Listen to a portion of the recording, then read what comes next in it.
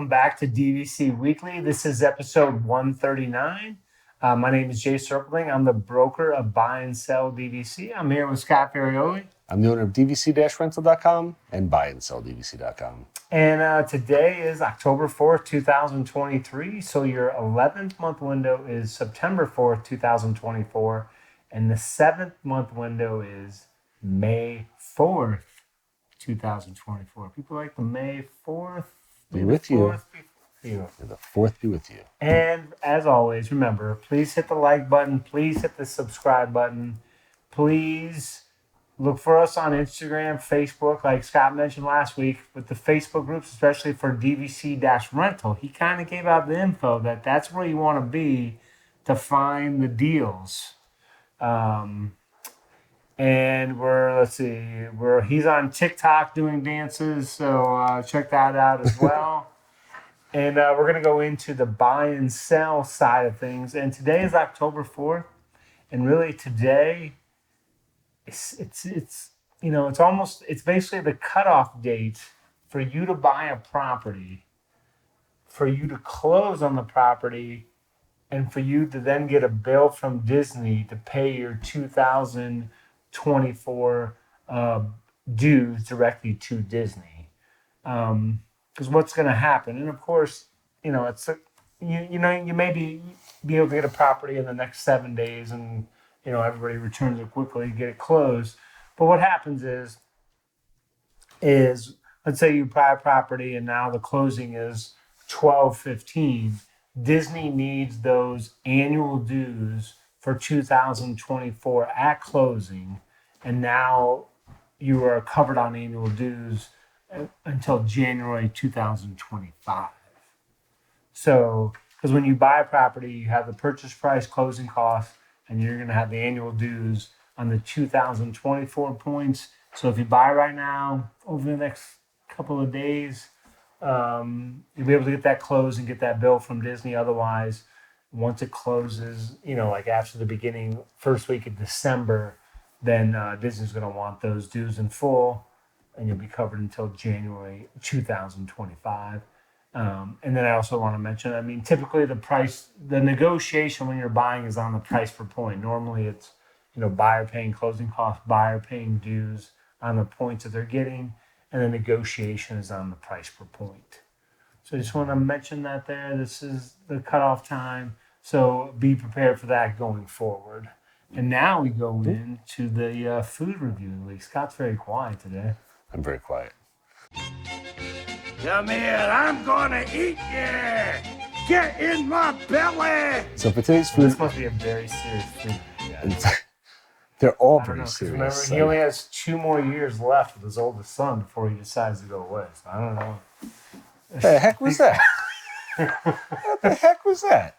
Anyway, my family and I went to Caramel Couch, which is the caramel pavilion in Germany. All 4 of us went. Good. So I had to think. This was a while ago. Thanks, man. This was a while ago. We went to the Germany Pavilion in Epcot. When I went in, I was hoping they were going to have the ginger caramel cookie, which I've had in the past, which it used to be only a Christmas staple, but then they kept it around full time because it was very, very popular. They were not selling it, but they did have a brand new Werther's Original Snickerdoodle sandwich for $6.99. So it's 2 big, nice size Snickerdoodle cookies with like a cinnamon cream inside and then covered in thick caramel inside. Really, really good. I really enjoyed it. Man, sounds amazing. Possibly a little on the sweet side. So if you don't really like sweets, I know you're a sweet guy, so you probably love it. I'm trying to figure out if I really like, I can't tell if I liked it more than the ginger cookie, because the ginger cookie also had a little bite to it because of the ginger in it. But this was really, really good. I think I might like this one a little bit more. I gave it an 8.3. I would definitely get it again. And I also think it was a little bit bigger than the ginger cookie. I remember the ginger cookie being a little bit smaller. So this was a really good cookie. And personally, I love Snickerdoodle cookies. I think they're delicious. So this was definitely a win for me, and I would easily get this again. I forget, did you used to do crumble reviews on this? Yes, I did. Yes, I used to do many a crumble review. I stopped a while ago because I was trying to eat better. The problem is I kept buying the crumble cookies, and I'm thrifty. So the best way to buy... My question is, are you still going to crumble? No. I stopped going to Crumble probably 8 months ago or something like that, just because what's happening is when you get Crumble cookies, the cheapest way to get them is if you buy a whole dozen of them. You buy one for $4, and then by the time you get to like a dozen, you're like, oh, they're only like, a little under $3 a piece now if you get the dozen. And every week they come out with brand new flavors. So you kept wanting to try the new stuff, and it was absolutely killing me. And I'm sure that helped a decent amount with some weight gain. So I stopped going to Crumble, although Crumble still is wonderful. Crumble makes great cookies. They absolutely do. I've had Crumble cookies a few times. I just wondered if Crumble cookies was still on the rise overall, or if it plateaued, or if you have no idea. I'm assuming prepared to discuss the business practices. I wasn't planning on doing this with Crumble. Crumble got a free shout out, but again, Crumble cookies are really, really, really good as well. I still have Crumble cookies in my freezer. I still have a bunch of them. Mm-hmm. And actually, now that I'm thinking about this, why do we have Crumble cookies in your freezer? Because you buy a 12-pack of Crumble cookies and they're gigantic, and you can't eat that many, but they freeze really, really well. But how long have they been in the freezer for? 8 months. But there was a hurricane that came. I would have thought that you would have bust out the Crumble cookies in case the hurricane knocks out your. The Crumble cookies are solid, cold ones. They're keeping everything else in the freezer cold for me. Oh my gosh, she's had cookies in there for 8 months. That seems crazy. I just remembered. Actually, we broke out 2 Crumble cookies a few weeks ago. Oh, okay. That makes a little bit more sense now. God, they were so good. So good. I felt so horrible and guilty afterwards, but they were so good. So thank you, Crumble. All right. I'm moving on to DVC-Rentals portion of this, where I have the top 5 questions about renting DVC points. See, you hit us with the top 5 previously. Now it's my turn. So how does renting DVC points work? So essentially, Disney Vacation Club members, they buy into Disney's version of like a timeshare system. So every year, they get a certain amount of points to use. And points are used to book rooms. So when DVC members are not going to rent out, not going to use their points, we help rent them out for them. So essentially, they book the rooms in your names for you if you're a renter. Typically, you save about 40 to 50% off of Disney's prices. So everything gets booked in your name for you. They still link up on your My Disney experience. You get everything that you're accustomed to getting with staying on Disney property, but as a renter. So very, very simple, because I was going into the second one already. It says, what are the benefits of renting DVC points? And the main thing is DVC points is that you're saving about half off of what Disney charges for the rooms. Previously, Disney had started, I'm sure you recall, about 2 years ago, started charging for parking at the resorts. You always got free parking at the parks, but at the resorts they would start charging you over $20 a night to park at your resorts. DVC members previously got that for free, and renters got that as well because it was part of our dues. However, earlier this year, Disney rolled that back, I think, to just do some bad press. And when Iger came back, he just wanted to get little wins for the company. So they rolled back the parking prices for staying at the hotels. So the main benefit you get on DVC points is that you get to stay for about half of what Disney charges. There's not really any other benefits. You still get the same benefits. You get extra magic hours. It's a deluxe resort. So whenever you stay in a deluxe resort, you get to stay. There's extra magic hours in the morning or at night, where you can come to the park early before everybody else, or stay later than everybody else. So still the same perks. Are there any drawbacks of renting DVC points? So the only real drawback is that we can't allow cancellations as easily as Disney does. These are DVC members' personal points. So, the Smith family has paid for these points. They can't use them. We're booking everything for, in your names for you, for them. So, they've got a contract with us that they can't use their points. So we pay them 75% up front and 25% after the renters check in. So we really can't allow cancellations. We do have a no questions asked travel insurance policy that comes with every rental that you do, but it covers you and you get credit with the company. We can't just give money back. We've already paid the DVC members for you. So based on when you cancel, you can get up to like 75% credit back to use on a future Disney trip. So that's really the only drawback on there, is that you just can't easily just cancel a room. It's Disney. When it's Disney, it's a multi-billion-dollar company. If you're 7 days out and you're like, hey, I can't come, they'll re-rent the room or, they just eat it. Again, it's a multi-billion-dollar company. We're a small firm and we're dealing with a family who's renting out their points. So cancellations are not as easy. So the next question was, how do we find DVC? Well, actually, the question was, how do I find DVC owners willing to rent their points?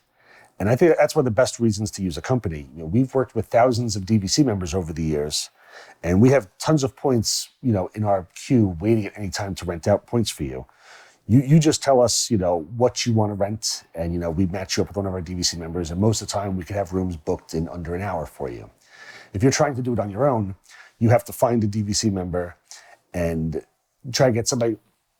Say it's more than 7 months out, you will stay at Grand Floridian. You have to only find Grand Floridian owners who can book it for you. And then you have to try to vet them to make sure they're not going to scam you. And unfortunately, over the past several years, there's been a lot more scammers out there. So at least when you come to us, we've done vetting for you. We've got the points waiting for you. You've got a contract with us. And for some reason, if anything ever happened to the reservation, you'd be reimbursed by us. So it's much, much safer to go through a company than to go through a random individual you find on Facebook, which is a lot of times what happens. And if you follow Facebook, you see scams happening all the time. Last question is, what are the costs associated with renting DVC points? There are no additional costs with renting points. You pay for the room up front. The only additional costs are really if you're going to stay at Alani or at the new Disneyland villas in Disneyland down in California, as they charge a transient tax, which is an additional nightly tax collected by the hotel itself. So if you stay at Alani or you stay in the new Disneyland, you pay us the same as always, but when you go to check in or check out, I guess, maybe those resorts will give you a small bill on the side. It varies by what size room you have and everything. But I mean, you could be looking at, $3 a night to, $15 a night. It's typically not a huge, huge fee. But, with the renting the points, any other resort, I mean, there are no additional fees. Obviously, if you want tickets and anything you want to add on, food, you have to pay for it. But with us, there's no extra taxes or fees or anything. What you pay up front is what you get. And that is it. And the only thing I would add is, so let's say you've heard about people, because you have people that have been renting DVC points year after year after year. They know the process. They love it. They love everything about it. All of a sudden, you're a new person coming in, and you're like, well, man, Robert and Mary, they rent points every year. We should rent points. This is amazing. I had a guy contacting me this week. He's rented with us every year for the last 9 years from the UK, and he just booked 3 different rooms with us. He's staying for like over a month, but yeah, not 9 years in a row. So I didn't interrupt you. It just reminded me, 9 years in a row, the same family has come in from the UK, and they just book it. It's with us every single year. And it's always wonderful. The guy messages me, sends me a Facebook message, just like, hey, it's me again. I just put in requests. Great working with you. And he had to remind me, I didn't realize he'd been having 9 years in a row, but he mentioned, this is our 9th year, booking our rooms with you. It's awesome when I get stuff like that. Sorry. So the one thing I would just mention is, so now you're ready, you're all ready to go. The one thing that's maybe a surprise to you, because this is not like, is it where's it going? Availability. You're like, I want to go to the beach club 4 months from now in a studio. There's no nights available for that. I see so much of that on Facebook too. Like, I'm looking to go next. I saw him the other day. So I'm looking to go next week for Animal Kingdom. I need these nights in a Savannah View studio.